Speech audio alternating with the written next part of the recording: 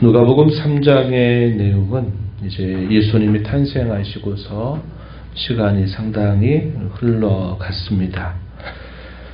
본문 1절 말씀에 보면은 아구스도라고 하는 로마의 황제가 이제 폐위가 되고 이제 새로운 황제가 통치를 이미 하고 있는 때다 이렇게 알려줍니다. 디베리오 황제가 통치한 지 15해가 되었다. 벌써 시간이 상당히 흘렀다는 사실을 보게 됩니다. 황제가 바뀌었다, 왕이 바뀌었다라는 것은 결국 세상의 어떠한 권력과 통치도 계속되지 못한다는 사실을 보게 됩니다. 힘과 권력 아래 사람들이 모여들고 그 힘과 권력을 남용하게 되거나 또 그 권력을 탐하는 자들이 계속 있게 되기 때문에 이 세상의 이런 통치자들은 그 시간이 오래가지 못한다는 것을 우리가 보게 됩니다. 이것은 구약의 역사도 마찬가지고 모든 세상의 역사도 역시 이와 마찬가지임을 알게 되죠. 그래서 황제가 바뀌고서 지역별로 분봉왕들이 각각 세워져 있는 때고 우리가 잘 알고 있는 바 당시에 유대의 총독은 빌라도가 맡고 있는 상황으로 바뀌고 또 헤롯은 갈릴리의 분봉왕으로 세워져 있다는 겁니다. 그래서 우리가 복음서를 읽으면서 이 헤롯 그리고 빌라도 같은 경우에는 우리가 자주 접하게 되는 그런 인물이 되겠죠. 이와 같이 당시의 세상은 여러 변화를 거듭하고 있는 상황이었다는 겁니다. 그리고 당시 제사장은 둘이었어요. 안나스와 가야바라고 하는 대제사장이 직을 감당하고 있을 때였다 이렇게 말합니다. 2절 앞부분. 그때 이 세례자 요한은 나시린으로 태어나서 그가 주로 살았던 곳은 광야 빈들에서 거처를 살았던 인물입니다. 이제 그가 이 땅의 부름을 받은 대로 그가 한 일은 메시아의 오심, 예수님의 이 땅에 오신 그 사실들을 사람들에게 알리는 역할들을 하고 그것을 준비하게 하는 역할들을 감당하는 것이었습니다. 그가 한 일은 요단강을 중심으로 해서 회개를 촉구하는 세례를 그들에게 베풀었다 이렇게 표현합니다. 3절에 보면 죄 사함을 받게 하는 회개의 세례다. 이 세례자 요한이 베푼 세례를 두고 죄 사함을 받게 하는 회개의 세례 이렇게 표현을 하고 있습니다. 이 세례자 요한이 하는 이 역할들에 관하여서는 구약에 이미 이사야 선지자를 통해서 예언했던 말씀대로다 하는 사실을 소개해 주었습니다. 선지자 이사야의 책에 쓴 바 4절에 소개하기를 광야에서 외치는 자의 소리가 있을 것이다. 주의 길을 준비할 것이고 그가 오실 길을 곧게 할 것이다 라는 그 예언대로 이 세례자 요한은 예수님을 통해서 이 땅에 도래하는 하나님의 나라를 준비하는 그런 역할을 부여받은 사람이었음을 분명하게 보여주고 또 그는 그 자신에게 부여된 이 사명에 철저하게 응답하는 자로 살았다는 사실을 알려주고 있습니다. 모든 육체가 하나님의 구원하심을 볼 것이다 라는 사실을 이 세례자 요한의 사명으로서 이미 예언한 대로 이 세례자 요한은 그러한 삶을 살았다 이렇게 표시를 해주고 있습니다. 그는 세례를 베풀면서 그들에게 회개를 촉구합니다. 사실상 모든 사람들이 다 의로우신 하나님, 거룩하신 하나님 앞에서는 다 죄인들로 드러나게 되어 있습니다. 그러나 당시 이 유대인들의 생각은 어땠을까요? 우리는 아브라함의 자손이다. 우리는 이스라엘 백성이다. 하나님이 택하신 백성이다. 라는 것으로 모든 게 다 될 줄로 생각했던 사람들이었습니다. 자신들이 아브라함의 혈통으로 이어받은 후손들이고 하나님은 우리의 조상 아브라함과 언약을 세우셨고 그 언약 안에 우리는 있는 하나님의 택하신 백성들이기 때문에 우리는 마땅히 하나님의 나라, 메시아께서 가져다 주시는 그 나라에 당연히 들어가고 그것은 우리의 차지다라고 생각을 하고 있었던 것입니다. 그러나 하나님의 나라는 그렇게 혈통적으로 해서 들어갈 수 있는 나라가 아니라 그 나라는 하나님의 본성처럼 거룩하고 의로운 나라라는 겁니다. 죄인들은 들어갈 수 없는 나라라 하는 것이죠. 그래서 요한은 그들의 잘못된 사고에 젖어 있고 안주하고 있고 그들이 잘못된 그런 행실들을 고치지 않는 한 이 하나님의 나라에 들어갈 수 없다는 사실을 계속 당시 사람들에게 전파했던 것입니다. 그래서 사람들에게 회개를 촉구하면서 죄인들은 회개치 않고는 그 어느 누구도 들어갈 수 없다는 사실을 이야기합니다. 당시 이러한 사실들은 상당히 충격적이었습니다. 당연히 충격적이었죠. 민족적으로만 자신들은 하나님의 백성이다 하는 사고에 젖어 있었던 겁니다.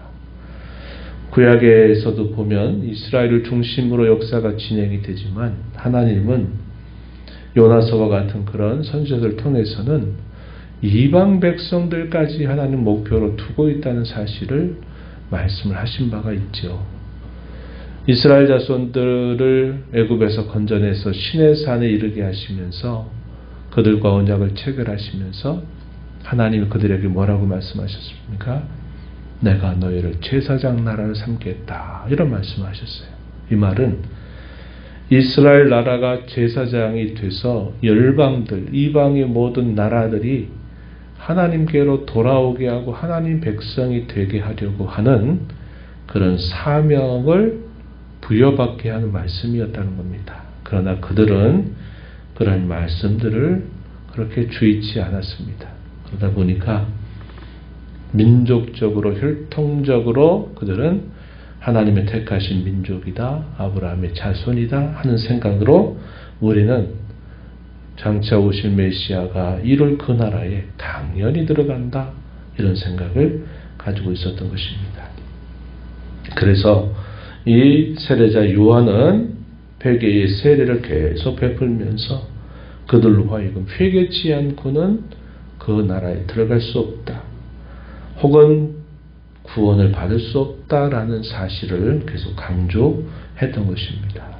7절 말씀에 무리들의 죄를 책망하고 경고하는 이 메시지가 얼마나 충격적으로 표현됐냐면 7절에 보니까 독사의 자식들아 이렇게 표현했습니다. 독사의 자식들아, 뱀의 자식들아 이렇게 표현했어요. 사탄의 자식들아 이렇게 말할 만큼 상당히 심각하게 그들을 향해서 이 사실을 전했다는 것입니다. 너희에게 일러 장차 올 진노를 피하라 하더냐 이렇게 말하면서 회개에 합당한 열매를 맺고 너희가 속으로 생각하기를 아브라함이 우리의 조상이니 우리는 따놓은 것이다 하는 식의 생각을 절대로 해서는 안 된다 하는 사실을 분명히 이야기합니다. 심지어 이 광야 혹은 사막에서 흔히 볼 수 있는 이 돌들도 하나님이 아브라함의 자손으로 하실 수 있다 이렇게 말하면서 그들이 가지고 있었던 이 민족적인 우월감, 이 자만감을 다 무너뜨리는 말을 계속 그들에게 한 것입니다. 많은 사람들이 이런 말을 듣고 어떻게 생각했을까요? 튕겨나갔겠죠. 네가 뭔데? 이런 식의 태도를 보였을 겁니다. 그런데 또 이와 반대로 신분의 지위 고하를 막론하고 이 요한을 찾아오는 부류들도 분명히 있었다는 사실을 보여주고 있습니다.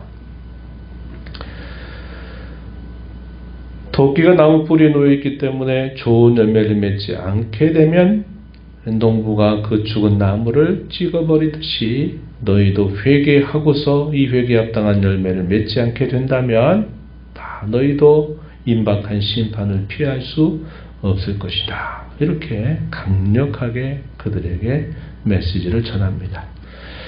무리들이 그 말을 굉장히 충격적으로 들어요. 그러면서 우리가 그러면 어떻게 해야 됩니까? 우리는 앞으로 뭘 해야 됩니까? 라고 물었습니다. 그랬더니 각 그 지위와 신분과 역할에 따라서 요한이 주는 메시지가 다르다는 사실을 보여주죠.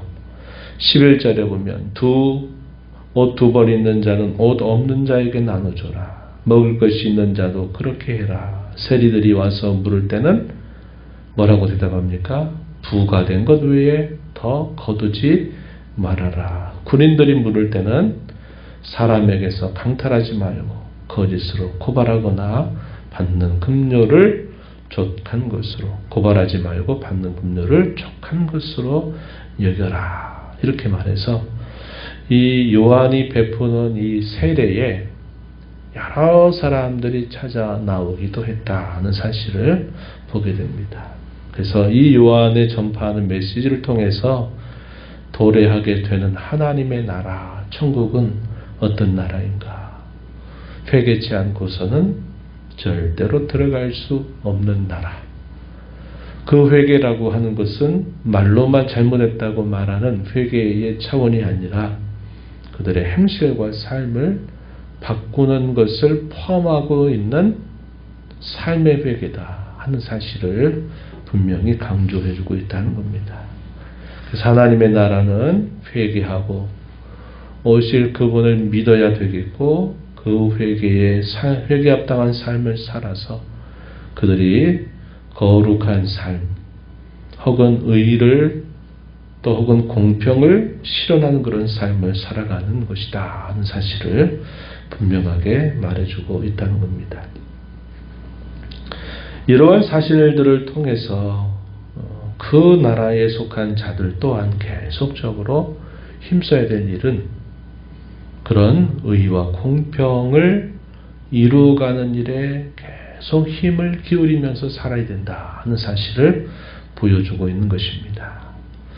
이제 됐다라고 생각하고 안주하는 자세는 바람직하지 않은 거죠. 그 나라에 들어오게 된 은혜를 감사하면서 그 나라에 합당한 열매를 맺어가는 삶을 힘써 살아가는 일에 항상 마음을 기울이고 살아야 된다 하는 것입니다. 그것이 하나님의 나라에 사는 백성들에게 마땅히 요구되는 삶이다 하는 사실을 우리가 이 말씀을 통해서 배우게 됩니다. 이러한 말씀들을 전하고 사람들이 막 이 요한에게 몰려듭니다. 그러니까 사람들이 생각하기를 메시아를 보내신다고 했는데 혹시 이 사람이 그 메시아가 아닐까? 사람들이 웅성웅성 이런 말들을 하기 시작합니다. 요한이 사람들의 그 반응을 알고서 자기도 한껏 좀 기분을 좀 부려볼 수도 있을 법한데 세례자 요한은 철저하게 자기 자신의 지위를 떠나지 않습니다. 나는 너희에게 물로 세례를 주지만 이제 내 뒤에 바로 오실 그분은 불과 성령으로 너희에게 세례를 베풀어 주실 것이다. 나는 그분의 신발끈조차도 풀 수 없는, 감당할 수 없는 작은 자에 지나지 않는다라고 말합니다. 그분이 오면 이제 두 갈래 길이 확연하게 드러날 것이라고 이야기해요. 손에 키를 들고 자기 타작마당을 정해서 알곡은 모아서 곳간에 들일 것이고 쭉정이는 꺼지지 않는 물에 태우실 것이다 라고 분명히 자신의 역할과 그가 전하는 그분이 행하실 그 일을 분명하게 구별하면서 자기는 그분에 있어서는 참 낮은 자에 불과하다 하는 그 본분을 잘 지키고 있는 모습을 보게 됩니다. 마침내 예수님께서 30세 정도 되셨을 때 예수님도 이 세례자 요한에게 와서 세례를 받으십니다. 이런 과정 여러분 잘 알고 계시는 바와 예수님이 이렇게 올 때 세례자 요한은 제가 세례를 받아야 할 텐데요. 이렇게 이야기를 하죠. 근데 누가복음은 이런 내용들을 생략했습니다. 예수님 마침내 세례를 받으시면서 하늘로부터 음성이 들리죠. 내 사랑하는 아들, 내가 기뻐하는 아들이다. 내가 그를 기뻐한다. 이런 말씀을 하셨다는 겁니다. 그분이 바로 하나님의 아들, 곧 하나님 자신이다. 그분의 하나님 되심을 보여주는 아주 중요한 표현이고, 이하 내용에서 우리가 읽지 않은 뒷부분 3장 23절부터 마지막 절에 이런 내용은 마태복음의 족보와 반대로 기록이 됩니다. 예수님으로부터 시작해서 요셉으로 해서 쭉 어디까지? 아담으로 가서 아담을 창조하신 하나님까지 그 계보가 거꾸로 소개되고 있죠. 마태복음은 위로부터 쭉 내려왔어요. 그리고 이 누가복음 반대로 아래로부터 위로 쭉 올라가는 그런 성격을 가집니다. 이 말은 예수님이 사람의 아들로 이 땅에 오셨다는 사실을 말하죠. 사람 되심을 이야기합니다. 그는 구약의 선지자들이 예언했던 다윗의 후손이고 이새의 꼴이고 아브라함의 씨, 그리고 창세기의 표현에 의하면 여인의 후손이라는 사실들을 보여주는 거죠. 그래서 그분은 참 하나님이시면서 참 사람으로서 이 땅에 오신 메시아 구원자이시다는 사실을 누가는 소개해주고 있습니다. 오늘 저와 여러분이 이 말씀을 보면서 하나님의 값없이 베푸시는 은혜로 말미암아 우리가 하나님의 나라의 백성이 된 은혜를 감사하면서 우리가 살아가는 삶 속에서 우리는 이제 하나님 나라에 들어왔으니 됐다는 생각에 안주하지 말고 하나님의 나라의 그 본성, 하나님 나라의 어떠하심을 우리의 마음에 채우고 우리의 입술과 행실로 우리의 삶을 이어가고 저와 여러분이 남기는 삶의 자취를 통해서 그 하나님 나라의 열매를 잘 맺어가는 삶을 계속 살아가면서 하나님께 영광과 기쁨을 올려드리고 그것이 우리에게 참된 복으로 나타나도록 힘써 살아야 하겠습니다. 하나님 아버지 감사합니다. 이 새벽 시간에도 저희들을 깨워주셔서 오늘도 새날 주신 아버지 앞에 나와 찬양하며 또 앞서 행하시며 주시는 말씀을 함께 말씀을 읽고 그 말씀을 마음에 새기면서 이 하루를 주 앞에서 시작하게 하심을 감사합니다. 하나님 아버지, 누구든지 회개하지 않고는 죄인의 신분으로는 하나님의 나라에 들어갈 수 없음을 분명하게 말씀하십니다. 그 나라에 들어가면 모든 것이 끝났다고 하는 것이 아니라 그 나라에 들어가면 그 나라의 본성에 합당한 삶을 힘써 살아야 됨을 또한 저희들이 배웁니다. 의와 공평을 이루어가는 일, 또 의와 평강과 희락의 열매를 맺어가는 일 등 저희들이 힘써 살면서 열매를 통해 하나님께 영광을 돌리며 하나님을 찬송하는 삶을 살아가야 됨을 배우게 됩니다. 오늘도 왕 되신 우리 주님 모시고 저희 마음의 왕좌를 우리 주님께 맡겨드리면서 주님의 뜻을 마음에 채우며 주와 동행하는 복된 하루의 삶을 살도록 인도하여 주시옵소서. 은혜의 보호자 앞에 나와서 아버지의 은혜를 구하는 모든 심령들의 간구를 귀 기울여 주시고 응답해 주시기를 바라며 예수님 이름으로 기도하옵나이다. 아멘.